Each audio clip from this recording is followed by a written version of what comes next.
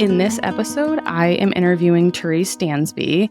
She is a registered nurse and an IBCLC that really supports women postpartum and has a holistic view, very nuanced view on supporting yourself post, making sure that moms get the care that they need. And she's really helping them build confidence in their breastfeeding choices and work through breastfeeding struggles. It's really her dream job alongside homeschooling her own 3 children, which are aged 10, 7, and 2. And previously, you'll hear her talk about it a little bit. She was a NICU nurse in 2007, and then she pivoted to that birth center postpartum care in 2013. And then that brought her here with us today. She is an amazing resource for breastfeeding. She's one of my favorite Instagram accounts out there and has a great podcast called Milk and Motherhood. We'll talk more about her resources in episode 2. We covered a lot. I'm recording this after I just finished with her, and get your notebooks ready, guys. I'm also going to have a cheat sheet that goes along with this episode, like a PDF that you guys can download, because there's just so much to baby reflux. There's many different root causes. We go through all of those: physical causes, chemical causes. And then we also have a lot of recommendations for things that can help symptom-wise. They're not getting to the root cause, but if you need some relief for your baby as you're searching and working on healing those root causes, we cover that as well. It probably is one of my favorite podcast episodes to date. And that's it. I'll leave you with that. So I hope you enjoyed this episode. Make sure you connect with Therese and I after and let us know if you have any more questions, and download that free baby reflux guide. All right, let's get started with your experience with baby reflux. Obviously, you have this happened when you were already in IBCLC, or no? No, my first one did not. Oh, okay. Very interesting. So I bet those were 2 different experiences. So can you share your story of dealing with baby reflux with a couple of your children? Yeah, definitely. So my oldest is 10, and I had been a NICU nurse when I was pregnant with him. I worked at a birth center for a bit. I was a breastfeeding educator. I kind of just knew enough to be paranoid about things, but not actually how to dive into things. And so he cried a lot. I think at one point it was 8 hours a day total. It was just he would sleep for 8 hours, not in a row, obviously. Yeah. And then he would cry for 8 hours, and he would spend 8 hours eating because he was a very slow eater. And it was so rough. And there was a lot of screaming. He had a really high muscle tone. He would do kind of what a lot of people will maybe call silent reflux. So he wasn't a spitty baby, but he would you could kind of hear stuff coming up, and then he'd gulp it back down. Yeah. He really liked a pacifier for a little while just to kind of keep things down. I think I just didn't know a lot then. In hindsight, he definitely had a posterior tongue tie. He definitely needed more and better bodywork than he was getting. We were going to the chiropractor. He did get craniosacral therapy. None of that really seemed to help. I did cut out dairy and soy because he did clearly react to those, but he just cried a lot. And I think when I went to the pediatrician, they just put him on Zantac. And I was kind of desperate because he cried so much. And I wanted him to be comfortable. And the NICU nurse in me, that was kind of the only thing I knew was medication. So it kind of worked for a little bit, and then it stopped working, which was kind of normal for Zantac. And then they put him on omeprazole, and I kept him on that basically till he was almost 1, because I was just so afraid it didn't necessarily fix the problem either, but I was afraid that if I took him off of it, it would get worse. And it was a weight-based dose, basically. So I essentially just let him taper off of it by growing out of it. Okay. So that was my experience. I wouldn't say we ever really got to the root of that. But then with my third, it was actually much more pronounced. He did something called the Sandifer's response, which is where they arch back. And it wasn't until, again, he was over the age of 1 and we went to the allergist, and the allergist was like, "Oh, did you think he was having a seizure?" And I was like, "Yes, thank you." It's very terrifying because he would wake up out of a dead sleep and he would be arching back. And there would be, whether his eyes were opened or closed, there was no like recognition. There was no, you couldn't, it's not like a crying baby. You put him to the breast, they calm down. You give him a pacifier, they calm down. None of that. Like and his arms and legs would be limp and his body would be rigid. And so there were several times that I had my shoes on, like ready to go to the ER. Like I've seen baby seizures and I would think, well, I don't think this is a seizure, but also like, you're not there and I can't get you to stop doing this. So I don't know. That is so terrifying. It was scary. Yeah, it was scary. And obviously he was uncomfortable. The standard first response is caused by the spasms of the lower esophagus. And really no one knows if the baby's essentially doing it voluntarily to elongate their esophagus and like stop the discomfort, or if somehow the spasms are causing other muscles to get dystonic. And that was a pretty drastic experience. And I felt so validated when the allergist was like, it's okay. Most people think that they're seizures. Yeah. Because I just thought, why don't I know what's going on with my baby? For him, we ended up needing to cut out a fair amount of foods, which I hate saying. And when he would have an episode, I had found one homeopathy that worked for him. And it was wild. When you find a homeopathy that works, I would give it to him and he would burp, like huge burp, and stop screaming. It was just wild. Wow. But it took a while. It took a while to get there, and now he's since grown out of it. But those were two kind of different experiences. And when we talk about what causes reflux, I can kind of like point out where I suspect both of my kids are. Yeah. Because they don't, they can't tell us. We're just guessing. I know. I feel like that's the hardest thing with babies is you're like, I just want you to tell me like what's wrong and you can't.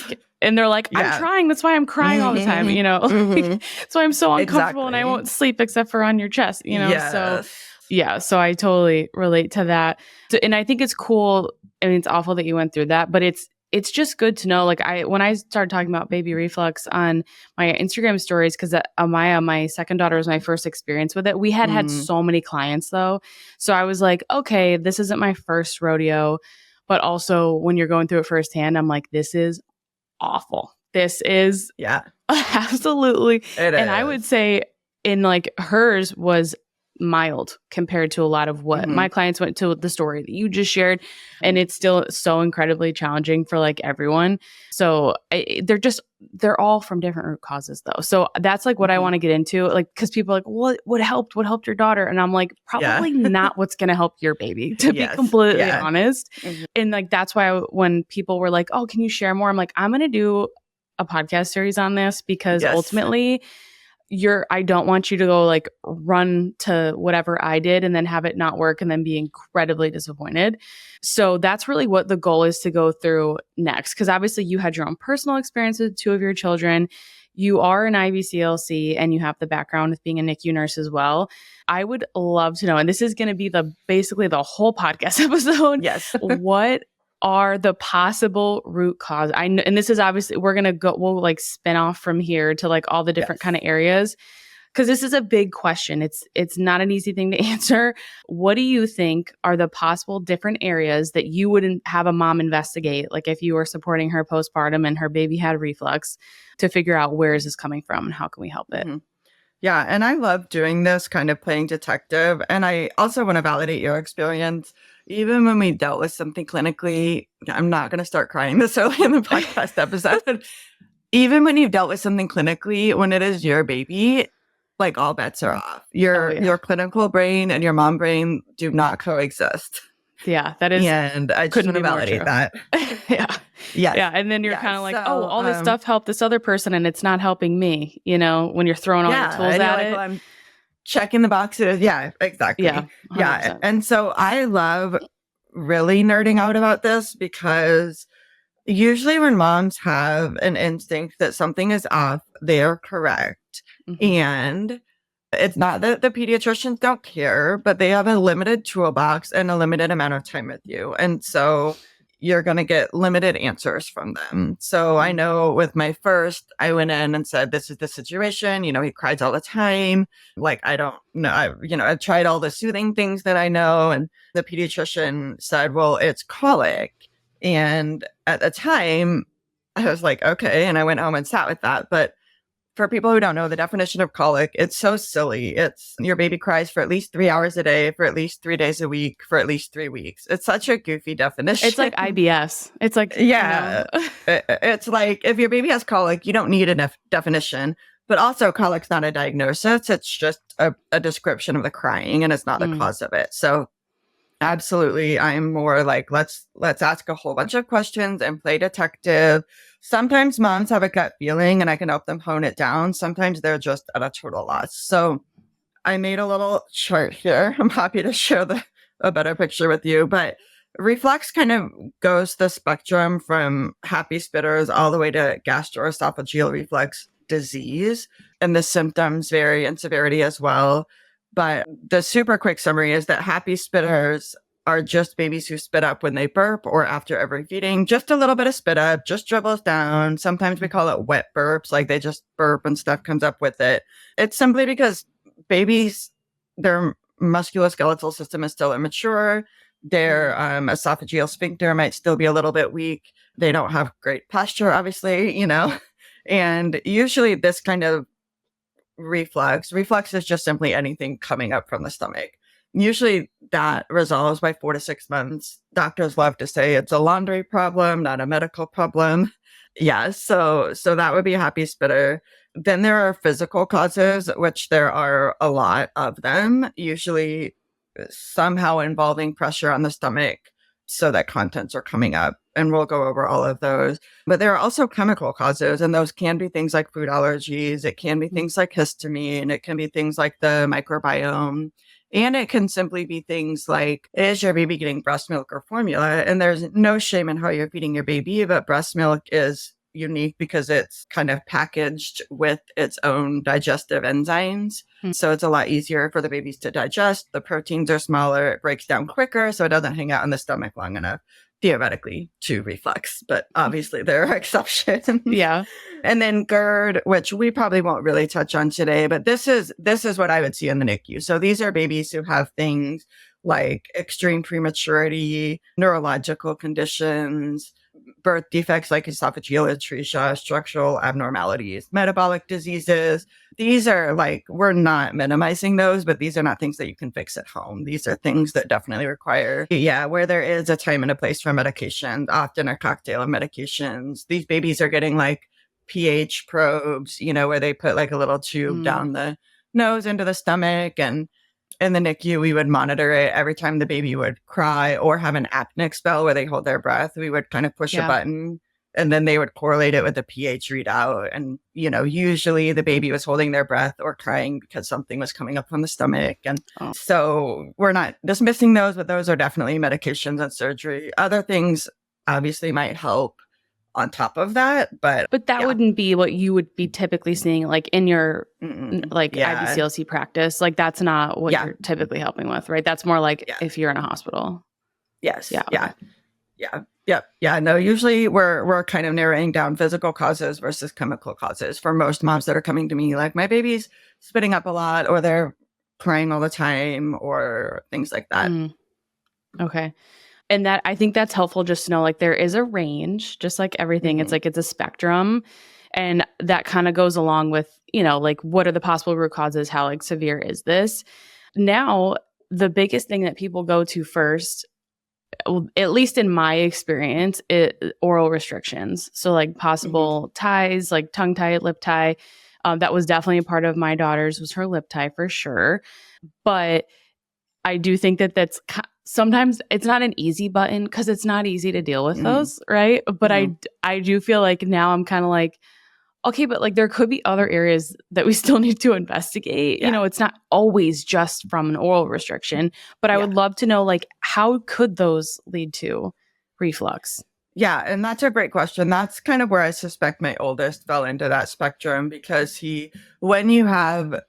if you think about the GI tract, right, it's technically your outsides on the inside, all the way from your mouth, all the way down to the rectum. And there's a bunch of sphincters along the way. So there's that sphincter between the stomach and the esophagus. There's also a sphincter at the end of the stomach going to the small intestine. And so technically it's like plumbing, a backup anywhere in the system can cause things to come back up. And with tongue ties in particular, I feel like it's fairly easy to envision it. If you picture the esophagus and then you picture just pulling up on one end of the top of it, it's going to also pull up on the sphincter down at the bottom of it because it's all connected. And so then the integrity of the sphincter has been compromised and it's easier for things to come out of it. So that's often the easiest way for people to picture how a tie could actually impact reflux. But then there's no one answer, because then you also get into babies with ties are often swallowing a lot more air, and more air in the stomach obviously is more pressure on the stomach contents. And I think that like for the lip tie especially, like I know that was like our experience. I thought we had no nursing issues on like my first. I was like, I'm in the clear, baby. I did it.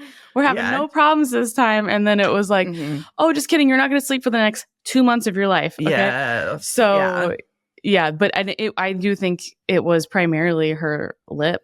Because you lose that seal. You lose that seal and you get air in every time you lose a seal. Yep. Yeah, so that one I feel like is so much easier to deal with, the lip tie, than like the tongue is like, if you do get it revised, like, because it's kind of like, what are your options? And I am going to talk about this with Emily as well, but probably like maybe a little more in depth. But I do know that you guys view reflux differently, so I want your take as well. Do you think that, like, because really then people are like, oh, okay, it's this. I'll just go get these ties revised and then like we'll be on our way and the reflux is gone. I had a lot of women filling out the question box that I put in my stories and they're like, revised ties, reflux is still here, kind of like it didn't do anything. And obviously it's not the only root cause, but do you kind of what's like your experience with that? Well, and Emily and I will definitely overlap in that area. And I'm glad that you're talking with her because I don't have to go into the whole spiel about necessarily what bodywork is. It'd be like a 4-hour podcast. Yeah. So that's great that she can go more into depth on that. But I think that bodywork can help. You also have to retrain how to use the tongue and the mouth. And so for a lot of people, that's why it may not be an instant fix, because the baby's still doing the same thing with their tongue, even though the range of motion is available to them, they don't know how to use it. Yeah. And so that was a lot of my lactation clients in the beginning. They'd be like 4-month-olds who were 2 months post revision. And I'm like, I can't actually work miracles. Like, I know. It's a very difficult time to seek out help. That's why I'm just so big on like prenatal education and asking for help early. Even if you think it's minor, you can just prevent so much more down the line. But that's why a procedure doesn't always fix the problem. The other thing is these babies have had that tension in their body since in utero. I mean, we're talking weeks old, and they've developed with that, and they're all their other, functions developed around that, because the midline is what develops first. And so there are definitely imbalances in the body, and the vast majority of babies with tongue ties that, again, don't necessarily resolve simply with removing the tongue tie alone. I can send you the link. Have you read Michelle Tetherberg and Tether Flow article? I don't think I have, but I did her Midline Revolution course. Yeah. Okay. And this was way before she ever moved to Maui, when she was like a dental hygienist / IBCLC. But it's essentially talking about this concept. And it was the first time it kind of went mainstream, was that it was the idea of like an iceberg. If you cut off the bottom of it, theoretically, like not a whole lot's going to change, versus like a kite, you cut the string and then the kite's just ready to fly. That was more or less the premise of the article, meaning that you need to do body work and retraining and then the release is kind of the final piece of that puzzle. Yeah. So, yeah. So every now and then it does help immediately. Yeah. But for most her babies, lip helped right away. Like that, I will say, like the lip did help immediately. And I will say, I personally regret doing the tongue. I will never do it again. But I regret not doing the lip. I didn't revise my older daughter at all. And I regret not doing her lip because it's still so tight. And now we're going to have to do it for like oral health and dental reasons. So that was a bummer, but we revised the Maya at 6 weeks postpartum, because I was just, or maybe it was even 4. It was 5 or 6. It was close. I was basically like, she developed it. And then like 2 weeks later, I was like, I have found a holistic dentist not near me, and then went through that whole process. But we had already been doing body work because I knew I learned all that stuff from my first daughter. And so I was kind of like, if this is not going to like improve things, and I'm like, honestly, she's got a tight lip tie anyway, the same exact lips as my older daughter. And like, I would probably do that regardless. And I just wouldn't do the tongue over. The tongue's just so much work. And I think it like got a lot worse before it got better. And even now I'm like, I just don't know if that was worth it. But yeah, there's like a whole oral restrictions are a whole thing. And it's like they can impact it. I 100% believe that. It was part of it for us, but I feel so bad for the moms that aren't like well prepared of like, hey, you're going to do this revision and it's going to be so much work on you specifically for the next like year of their life to learn how to use that tongue again. Because it's not just the tongue. It's also like oral function, like you said. But if you're working with an IBCLC that's educated on, like, that's where we learned everything. We had an amazing IBCLC, which I'm so grateful for. And it was like, okay, this was the easy part. Now here's all the work that we have to do. Yeah. I will say for lip ties, you can do, there's a wider range of when you can do them. For a tongue tie, usually it works best to do it between 4 and 8 weeks, which you did. Usually it works best to do body work first, which you did, but a lot of moms are just playing catch up down the road. Like I was with my first, and it's like, well, I didn't know that, I know. And you can't change that. But, and yes, you should have an IBCLC who's giving you a really solid plan for before and after care for your revision and kind of prehab and rehab, not just like, here's your plan, see the dentist. It should be a little more detailed than that. And if it's not, you probably need a second opinion. Yeah. And our dentist actually referred us to the IBCLC. We went and saw her, and she was like, but I just wish I saw her first, I will say. Like, luckily we knew a lot of things, but it's like, if I were going to do it again, she gave me a kind of different advice from the dentist, and I liked her so much more.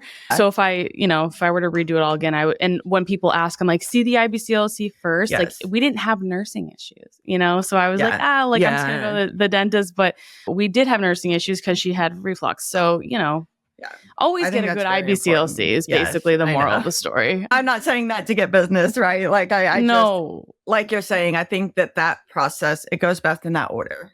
Yeah, for sure. So if someone is like thinking about that, and then I'm going to have the next episode is with Emily Swan, and we're going to be going through body work, because that is a topic where it's so important. It's probably been the most helpful thing that I've learned for like having children in general, to be completely honest, because it's totally changed my view on like motherhood as well.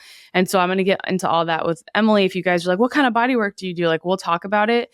I prefer for the mom to learn it herself and to not be bringing the child somewhere. I just think that's like the best way to do it for everyone involved.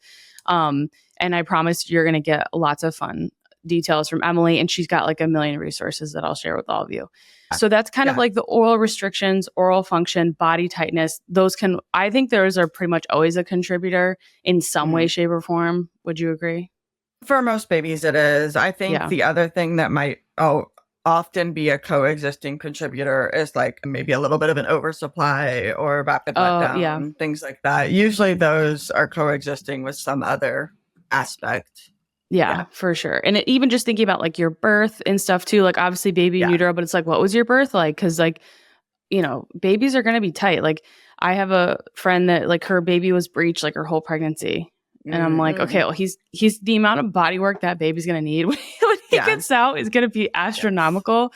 So like things like that, they're just good to like pay attention to and like reflect on.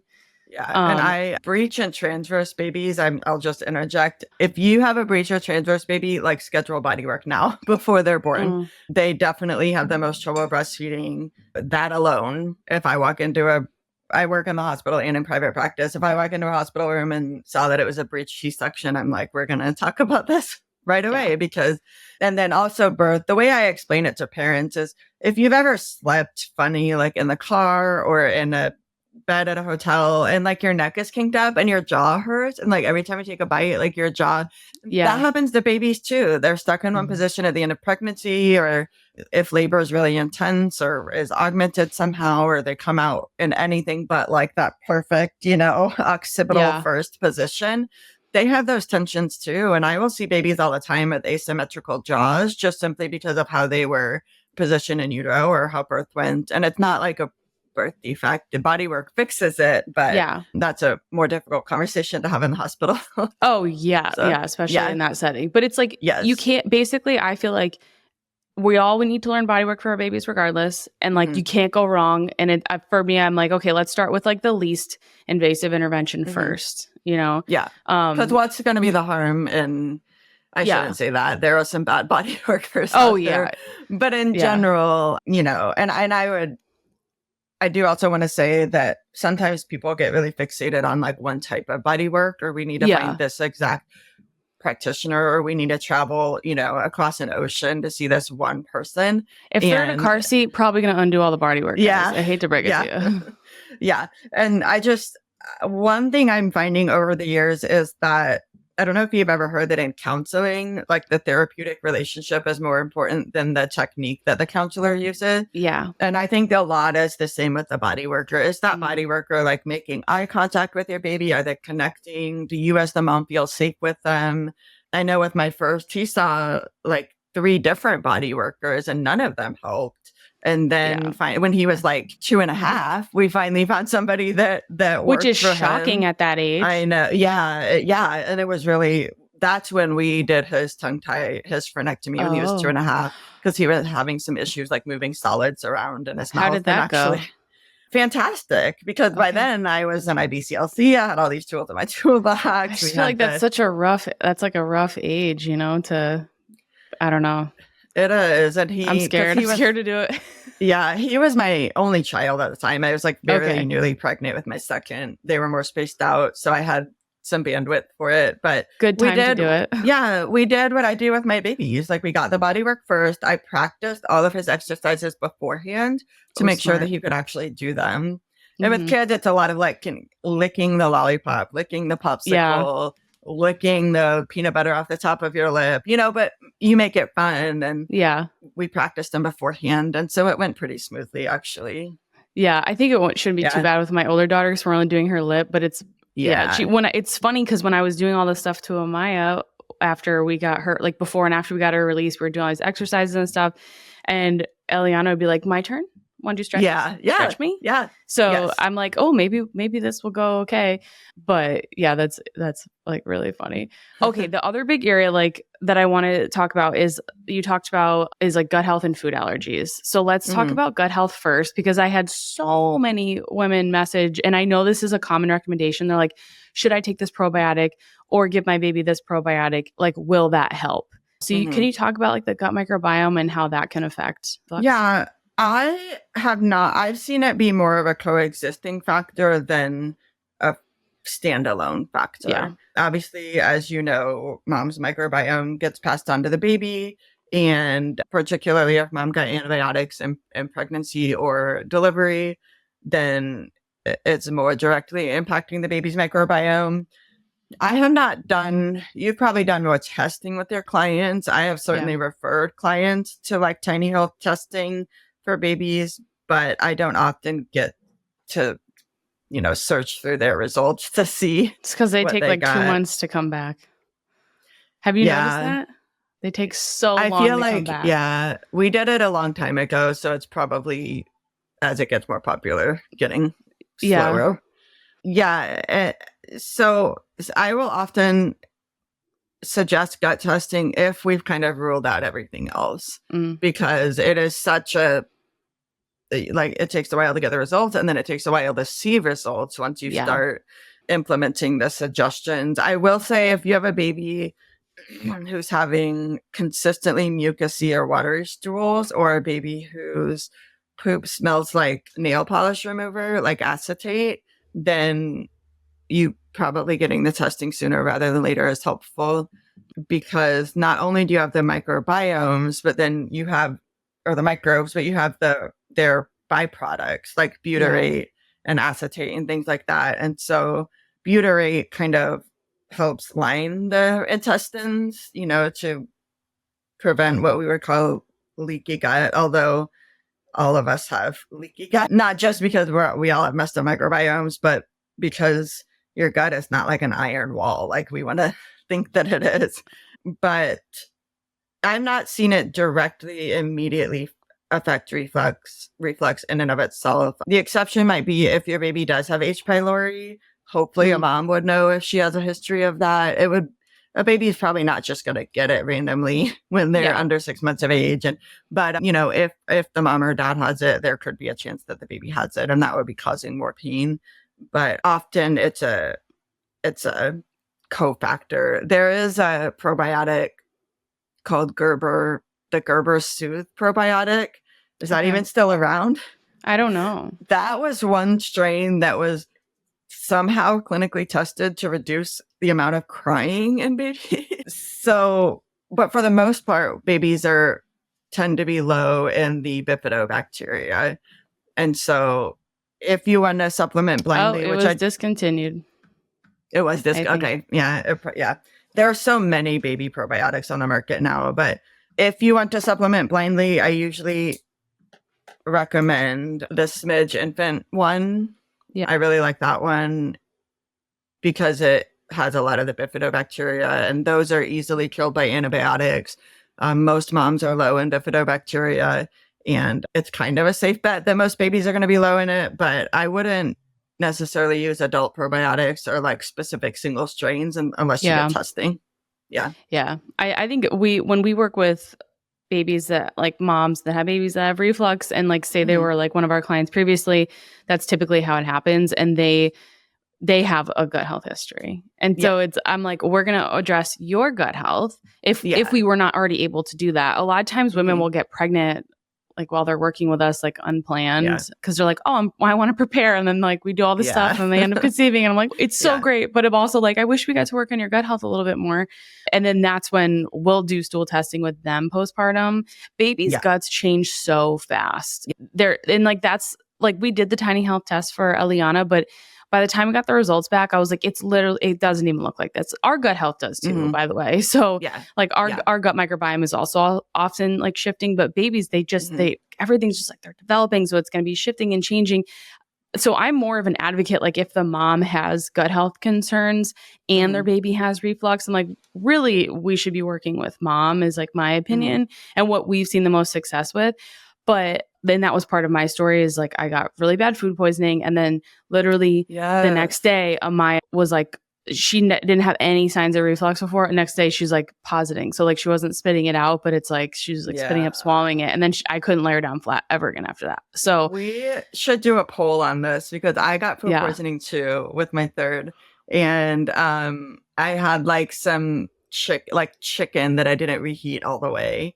And I don't even know where mine came from. Oh my gosh. I've maybe only had food poisoning once before and I was so sick. And I'd never had it. Yeah. I was so ill. But she slept till 4 a.m. that night, which was like basically unheard of because she was like, I don't know. She was like 3 weeks old or something. She was so little. Gosh.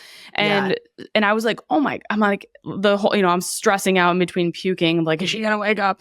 And she didn't. And then I'm like, okay, I'll be fine. Like, I'm just going to go back to sleep after like literally throwing up all night. And then after that, like it was never the same. And so like, I don't think it was one thing for her. I think it was definitely her lip tie. There's tightness. Like and when we got it looked at, they're like, yeah, it's like, what is it? Like a grade 4 or something. It was like super tight. Yeah. And so basically it was, I don't think it's just one thing, but I was like, it's just not a coincidence. I just like, don't feel like that's a coincidence.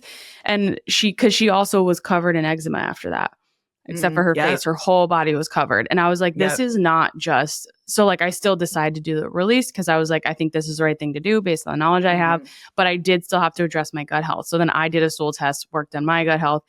I will say that with a lot of our clients, digestive enzymes for the baby have been a lifesaver. I don't know if you've ever utilized those, but they tend to help a lot of baby. And like, who knows? Mostly we're working with the moms because of like gut issues. So that's probably the connection there. But I really like the Smidge ones. And I just use like a quarter, open up the capsule, like a quarter of the cap. And I don't do it before every time I fed her, but I did it probably like 3 times a day before I wanted to put her down for a nap. And it was the only thing that would like let me put her down. Yeah. It's just tricky if, my babies typically don't take bottles. So I had to like put it in a syringe with a little bit of breast milk, but we've had a lot of people do that. And it doesn't solve the root issue, but we have a lot of people like, how can I like relieve some symptoms? And I knew the probiotic probably wouldn't be a good fit because of my gut health history. So if someone's not having success with that, would you ever do a digestive enzyme? Yeah, that's a good question. Did you do it before she started solids? So you were just doing it? Yeah. I only did it for I probably did it for like a month and a half, and then everything started to get better. Yeah. And that's a good point. I often recommend moms take digestive enzymes for sure. But I've not directly done it with babies before starting solids. After starting solids, I have. But, I think as long as you're doing, like you said, like that tiny little dose, because they make baby lactate, basically, the lactase enzymes, they make those for babies. So, and like I said, the milk should contain it. But obviously, when other things are going on, there's, your body needs some help. So, our IBCLC actually recommended it. And I was like, I never even thought to do that, honestly. And it was like probably one of the biggest things that helped, like, as far as like, so that we could sleep, Yeah. I will have to keep that in my back pocket, because I feel like in the NICU, one of the meds we used to give, I don't think they give it anymore, was Reglan. So it increases the gastric emptying time so that this milk is hanging out for a shorter amount of time. And I would kind of think that digestive enzymes would do the same thing, just kind of help it move along a little bit faster. Yeah. So but I basically, like, I think one of the most popular things is the probiotic recommendation. And I just find, that I don't think that's going to help a lot of people. No, that some probiotics can facilitate histamine release. And just if you're supplementing something that they don't need supplementing in, then you're getting an imbalance, and it could make their reflux worse too. So I definitely don't love probiotics blindly, unless mom got those antibiotics and you want to start with like a bifidobacteria. Yeah. But there was also we need like a flow chart. I know. Like a flow chart. I have a flow chart. You had okay, so you have to send it to you. Like send it to me, because I think that's the tricky part with reflux is like there are, and then because then now we're going to talk about food allergies, which it's so funny. And I my IBCLC was amazing, but the first thing she wanted me to do was eliminate food, and I was like, "Ma'am, over my dead body." Like unless it's like that can't be our first intervention. Like it just can't. But it does make a really big difference for a lot of babies. So you talked a little bit about this with like the chemical reactions. Can you talk about how that contributes to reflux? And then like, a lot of people ask, like, can changing my diet help minimize my baby's reflux? Yeah. And I'm in the same boat. Sometimes I get moms that right off the bat are like, should I cut out dairy? Can I cut out dairy? And it's kind of like, well, if you want to, and you have this gut feeling that you need to, but you can do anything you want, Yeah. But for most moms, it's overwhelming. And then of course it limits your nutrient intake and things like that. I know with my oldest, I had primarily already been gluten and dairy free, and he was born in the summer, and I was postpartum, and I was craving like an ice cream sundae. So I got one, and then he like pooped blood the next day. Oh, so, very clear, like, we're not going to do that. That was a bad choice. And I think I only made like 2 freezer meals with him, and one because I was mostly dairy free, I had made these like tofu stuffed shells. I feel like my diet has changed so much, but, and again, I'm like, tofu, like, Therese, who are you? It was like 11 years ago. And so, and again, the night that I warmed that up and ate it, he just cried like all night. Oh. So there are things like that where, you're like, okay, that's very clear correlation. Like we're going to cut out that food. And that was not hard for me to do because I had been doing that previously. But it can get very overwhelming for a lot of moms to cut out foods. And I don't love it to be the first step, even with, so I'm trying to think where to start. So often more than one thing is going on. We usually do want to rule out the physical causes. So does the baby have too much volume and too small of a tummy? So we're looking at how much they're getting in, whether it's by breast or bottle. We're looking at how frequently they're eating. We're looking at oversupply, overactive letdown. We're looking at oral ties. We're looking at body tension. Are they swallowing air? Are you feeding them in a position that is just not conducive to, gravity helping out? Are you feeding them in a position that's putting a lot of pressure on their tummy? And I have also here in a physical cause that we didn't talk about as a really quick aside, pyloric stenosis. Yes. Yeah, I do also. Yeah. Call your doctor immediately if your baby is projectile vomiting after every feed. And people are like, what is projectile? I'm like, you will know. It's like a cartoon, like projectile vomit after every feed. Usually it peaks between 2 and 12 weeks. So we talked about those valves in the stomach. The pyloric stenosis is where that valve between the stomach and the small intestine is like, it's narrower. And so what's happening is just that all the stomach contents are coming out all at once because that sphincter spasms because it can't deal. And in the first few weeks, you don't always see it because babies are eating such a small volume. Yeah. But if your baby's projectile vomiting and it's all milk, like it's not bio, it's not green, it's all milk. Also, if your baby's vomiting blood or they're vomiting like coffee grounds, which is old blood, that's always an emergency. Go to the doctor. So just that caveat. But back to the physical causes, that's an extreme physical cause. But all the other ones, we want to rule those out first because those are a lot easier to fix. Even if it's something like bodywork or a frenectomy that takes time, they're still easier to deal with than the chemical causes. So then chemical, we talked about the microbiome, we talked about breast milk versus formula and digesting the breast milk and things like that. And then what you kind of are left with is either true food allergies and that's a connection that I'm still trying to work on. But I do think that histamine is in your breast milk. They can't test it because it breaks down quickly. But I think if mom has high histamine, she's passing it on to baby. And then there are, of course, foods that are high histamine, which also tend to overlap with foods that are allergens, and it gets really messy. But so the most extreme food allergies can be IgE, which is your classic, more anaphylactic type spectrum allergies, where a test is going to come back positive. Your baby's having a very obvious reaction that involves facial swelling, breathing, sometimes vomiting can be a part of that. But then there are non-IgE allergies, and FPIES and FPIAP can fall into that.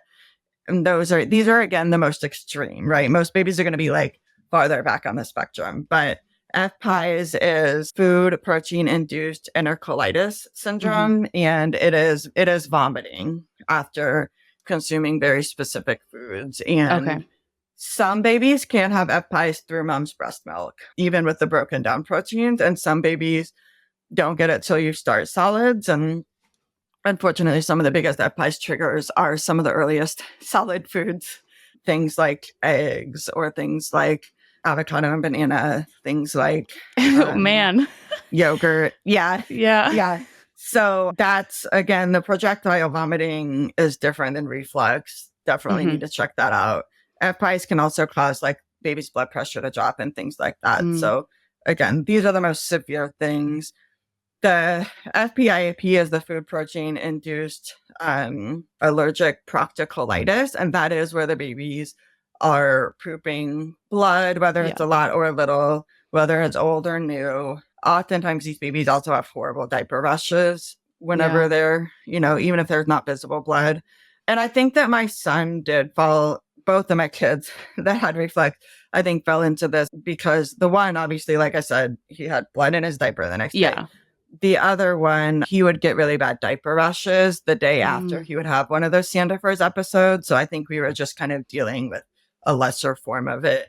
But food allergies and sensitivities, they are real, and it's everybody's tolerance level for them is different. Sometimes it's like if my baby just has some eczema, or they're just kind of spitty, or they have a diaper rash, but we can improve it with this cream, then, keep on keeping on. Other people like me, my baby was waking up like every 45 minutes throughout the night for months. I don't know how you did it. Yeah, well, and that's why we hit 5 months, and I was like, we had done the body work, we had done the frenectomy, we had done the digestive enzymes and the probiotics, and it was like, it was just getting worse and not better. And that's when, for me, I was like, something else has to give. And and it was very stressful to start an elimination diet, but it turns out one of his allergens was corn, and there are like literally no corn-free formulas. So even had obviously I was going to breastfeed through it because it was my third baby, and this is just not because I felt like I needed to, but because I wanted to. I wanted to keep breastfeeding through this. But even if I had wanted to just give a bottle, don't think that I could have. Yeah.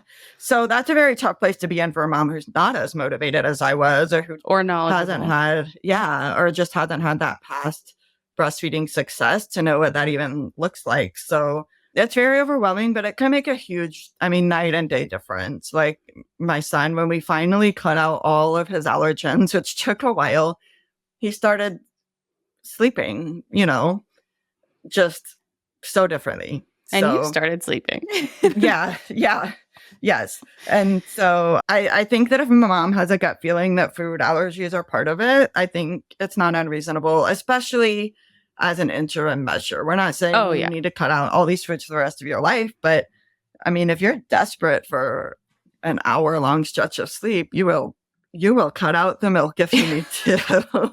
At least I did. I think it's like, so yeah, that's also like it's not a very invasive intervention. Like to me, it might feel invasive because I'm like, I don't want to and like to some people it may feel invasive, but I would say like it's not a procedure. It's not something you're leaving the house for. It's something you can do at home. And that's kind of like how I view the bodywork stuff because really it's like, just keep your kid out of containers and learn how to, massage their bodies, move them around, put them in good positions, breastfeed them in good positions. It's just like a way of living. It's not really like, you don't have to become a massage therapist. It's like, that's a great low risk intervention. And then it's like, if you, again, like moms are usually right. And I cannot tell you, most of our baby reflux moms, they're like, I think I have candida. And like, I'm like, but they maybe have a couple signs. I'm like, well, I don't want to just do, if you have candida, that means you have other stuff because it's the last thing that grows. So I'm like, we have to do a stool test. But and then like, it will come back with candida. Like, it's crazy. It's like it is crazy. They really know. I felt like I knew what was going on. I was like, it's not a coincidence I got this food poisoning. And I think it was a histamine reaction because the eczema she had all over her too.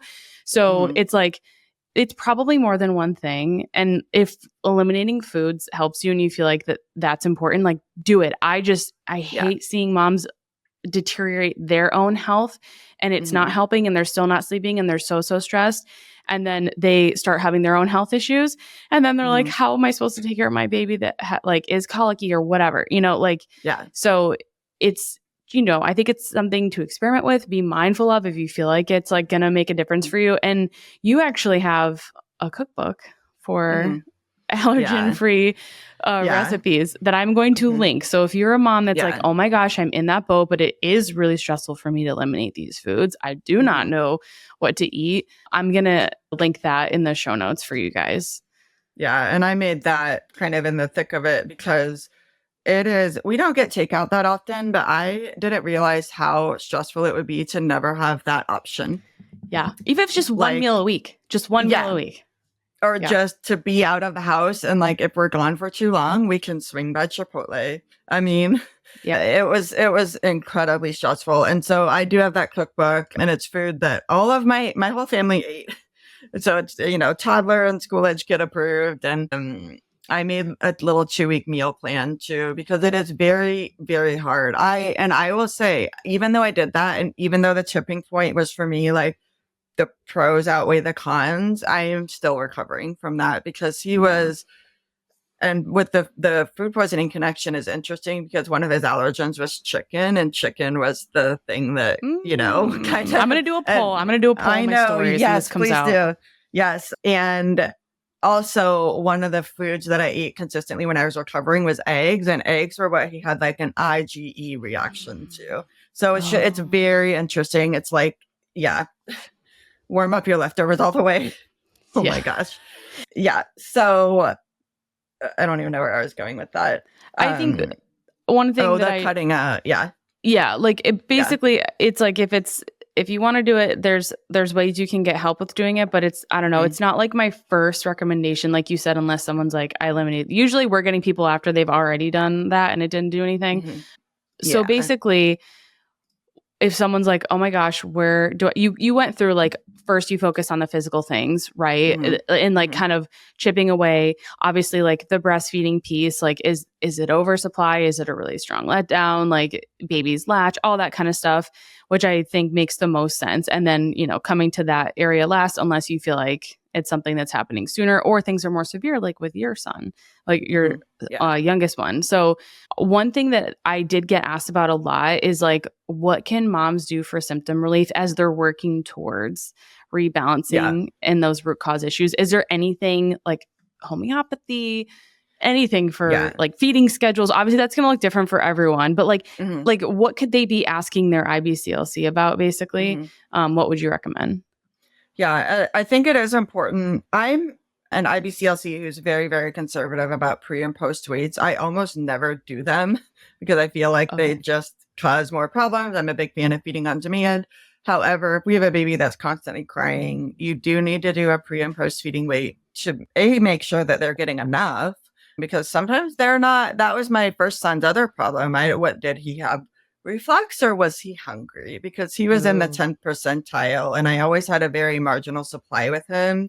Then he started solids and he went up to like the 90th percentile. And I was like, oh my gosh, was I starving you? Like I fed him all the time, but he was such a slow milk transfer, So definitely rule out feeding too much or too little if you have a baby that's crying all the time.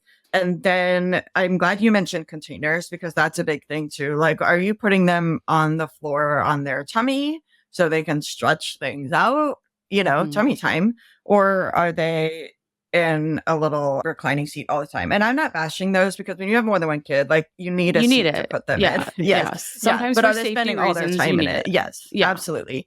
But, or are they spending all their time in like a jumper type thing before their core, their torso really has enough control to be in it? And if you're baby wearing, are you baby wearing correctly? Because some people are that's a good one. Really slumped over in their carrier too. So we roll out all of those things. And then somebody did ask me about gas drops. And this is, again, I'm just still very biased by my personal experience. So the Earthly gas drops, I love them. I would take them for myself when you're like, oh, I just like gas. Or they consistently made my son worse. Oh, interesting. Like he would burp, but then he would wake up later screaming, and I never made the connection. Histamine though. Yep, because it has ginger in it. Yep. Yeah. That's exactly where I was going. Yeah. So I think there's also a huge histamine piece, which maybe you and I will need to talk about on my podcast. I know there is. And I have so many client examples. We can definitely do that. But so I think ginger, maybe avoid ginger with a baby if you think that's a problem. Would you agree? Because ginger is it histamine liberating or is it high histamine? I don't think we really fully know. Okay. I think it's probably a little bit of both. I find most people that I work with that are histamine like don't do great with ginger, whether they're like kids or babies or adults. It sucks because it's really good for inflammation, which is great for histamines, but it's like, So I would avoid that if you think there could be. And like, if you're kind of like, how do I know if there's like maybe a histamine connection? It's if they have skin issues that often go along with eczema, like that's when it's like, there could be a histamine connection. And that's when you maybe want to steer clear of that and like probiotics, things like that. Yeah. And that's where I would say you would look for foods too. It's not just the screaming or reflux symptoms, but like, are there rashes? Are there red? Some babies will just get like puffy eyes, just like, oh, my baby looks different today than they did yesterday. That's when you go more down the food path. But I will say though, I love fennel tea. I mean, it's like the original gripe water. It's so easy to make. I love the taste of it, actually. It doesn't taste licoricey, I don't think. Not like the fennel bulb does. So it's just a teaspoon of fennel seeds brewed in a cup of hot water. You can drink it as the mom, or you can let it cool and give a teaspoon to the baby. Obviously, with, exclusively breastfed babies under 6 months, we don't want to give them like water and lots of other things that are not milk. But a teaspoon, 3 times a day is going to be fine. So fennel tea or dill tea or chamomile tea. Then we're talking like just that one ingredient and the hot water. Give your baby a teaspoon. Those can help. Do you ever use aloe? I've not used it in a baby. I have used marshmallow root powder though. Oh, okay. That's another really good one. To kind of coat the That's what esophagus. I use the aloe for. Okay, that was the perfect. other Yeah. thing. And then after like I learned about that the enzymes were definitely helping. And then I was doing them like separate. And then I just started mixing those with the aloe instead and using it in a syringe to give her. And the aloe was like, it also was great for her skin. So aloe is one. I mean, you need to be so careful. Obviously, it needs to be inner leaf, no other ingredients, but inner leaf, not whole leaf, because I know people are going to ask. It's just easier on digestion. But I really did feel like that worked really quickly. And I was like, if this doesn't work, I'm going to do marshmallow root. Yeah. So I'm happy you brought that one up. Yeah. Okay. Perfect. Yeah. Because, and again, a lot of these things are like, we're not solving the problem, but when you are desperate for relief and your baby's desperate for relief, like these are things that don't really cause harm and they can help. So the chamomile and the dill and the fennel will help the baby like burp or poop. Okay. Because sometimes it's like the baby is constipated. Like we said with plumbing, constipation can eventually cause spit up. Yeah. So those teas can help with that too. And then the marshmallow and the aloe are going to coat the esophagus so that when the contents of the stomach come back up, it's not as painful.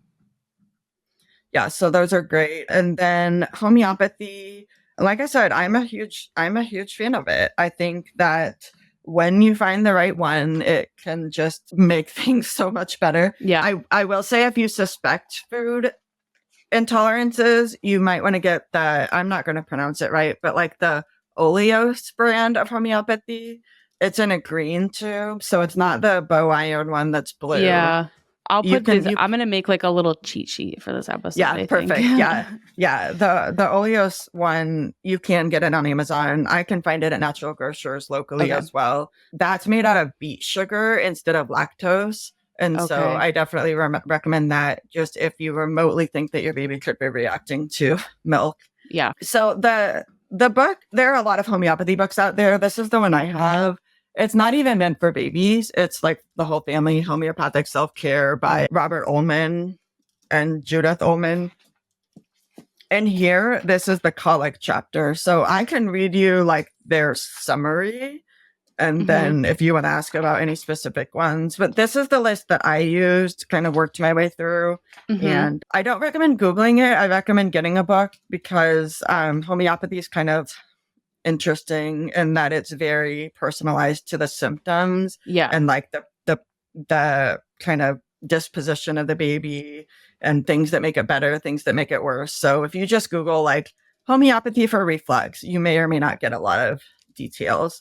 So this little paragraph here says, if the baby can't seem to tolerate milk, first think of, I'm going to butcher all of these names, by the way. I'm terrible with homeopathy. Yeah. If the baby can't seem to tolerate milk, first think of Aethusha, then magnesium phosphorica. And that MagPhos was like magic for my child.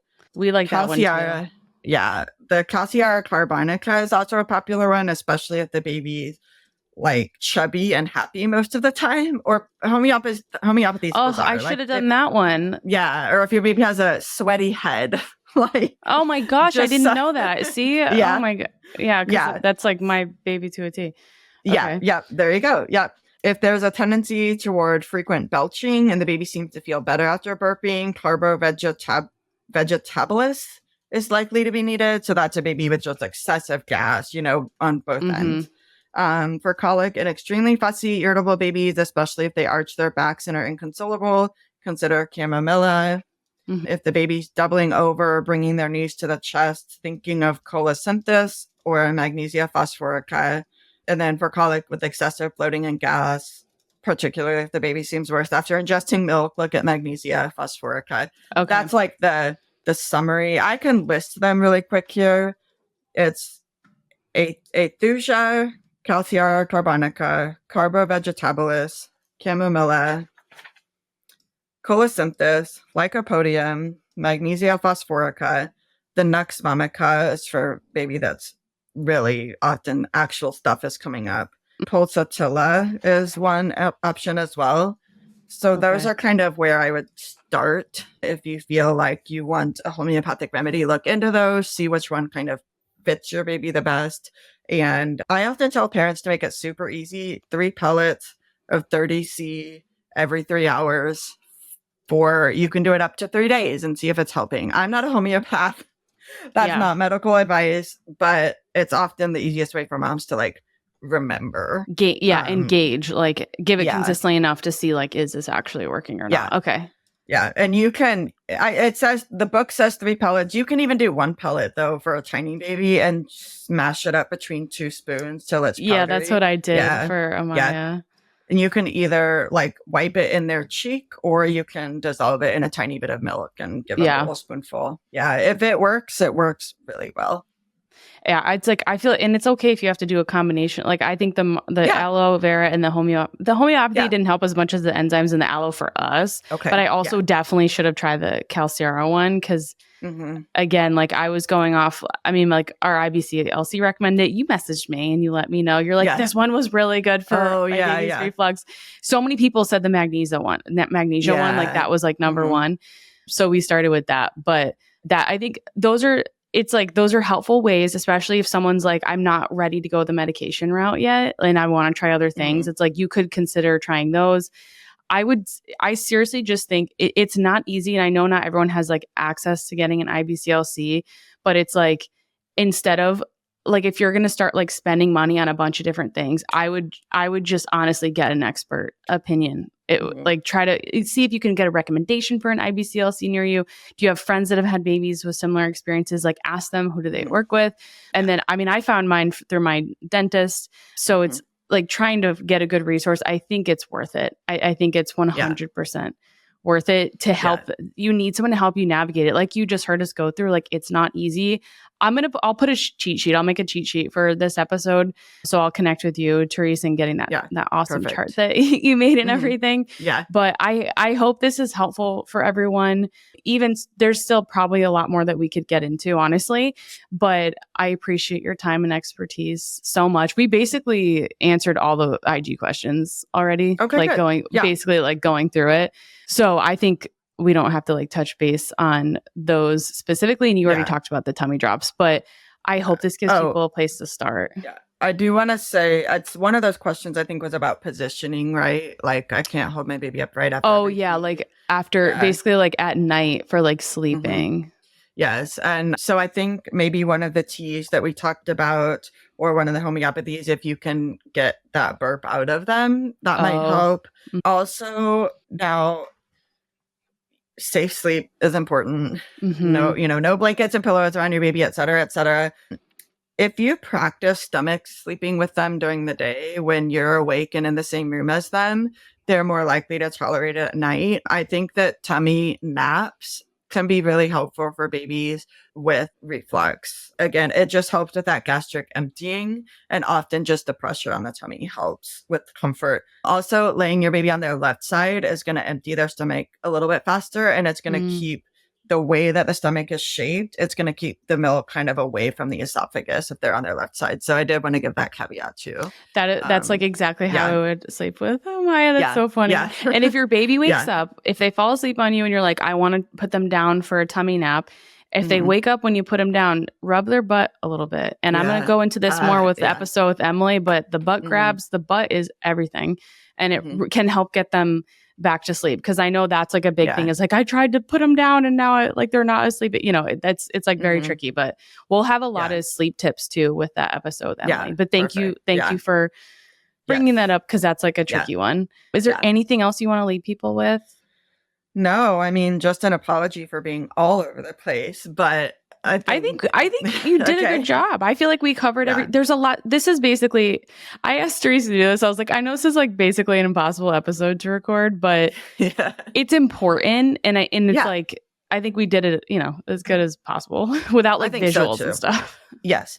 And I think that if something in here resonates with you, then find somebody who can dig into it more with you. Because if you're just getting, it's colic or, here's a reflux med, I think the premise of this episode is that obviously there are a lot more causes and then therefore a lot more ways to treat it than you might have been presented with. Yes. And let us know if you found this episode helpful. I'm going to link Therese's website. She also has a podcast, Milk and Motherhood. Got to plug the podcast. I love it. I personally love it as a mom, and I don't like a lot of mom things. Well, thank you. It's like, I'm just like, can't relate. So I really enjoy your podcast. It's an awesome resource. I'll link the allergen-free cookbook that she has, her website, and then she does have a breastfeeding course. So if you're like one of my people, my very close friend in my life is pregnant right now, and like that's gonna be my gift to her is the breastfeeding course, because I'm like, she's like, what do I really need? I'm like, you need to learn about this before you're first, and you need to have a place with a lot of resources, like if something goes wrong, so if someone's listening to this, they probably already have a baby, but if you're looking for someone in your life and they've asked you about it, like I highly recommend Therese's course. And then I'll link your Instagram as well. Yeah, it's like, thanks. Do you want to say it out? Sure. Yeah. So I'm going to mess it up. Yeah, no, my podcast is called Milk and Motherhood. And then my private practice business is called Happy Mama Healthy Baby. So my Instagram is at happy.mama.healthy.baby. And I did want to say, I did just start a Facebook group too. So for people who have purchased either my course or my cookbooks, they can always pop in there and say, hey, I listened to this episode. Like, which homeopathy did you say would help with, with this? Obviously, we can't give medical advice in those kind of groups, but we can definitely clarify. And my course does go through about 20 different troubleshooting things. And one of them is reflux, and one of them is oral ties. And so these things hopefully will be on people's radar. Not that you need to be an expert in everything before you have a baby, but it's good to have heard of these things, because then you can come back and say, okay, I'm not alone. I'm not crazy. Someone else knows what I'm talking about. Or to have a resource. Like my thinking is, I'm like, okay, if she has any issues breastfeeding, obviously she can text me and I can be like, this is what you need to look into. Yeah. But it's like, ultimately, it's really nice to just be like, okay, let me just watch this lesson on like reflux or oral tie, just to get like a expert opinion and just to not Google it. There's a lot of Googling happening early postpartum, and it's like, that was like my goal. It's like, I'm like, this is how I'm going to provide you stress-free postpartum. So I highly recommend checking out all her links. Connect with Therese. Let us know how you guys like this episode. And the next one, I'll be digging into infant dynamic movement and bodywork with Emily Swan. So if you want to learn more about everything that Therese and I talked about, we'll get into that over there. Thank you so much for being here and sharing. Thanks for having me. I think this is going to be a gift to a lot of moms who are feeling a little bit unheard. Yes, for sure. So I'm very grateful that you could help me put this together. Yeah, thank you for having me. Thanks.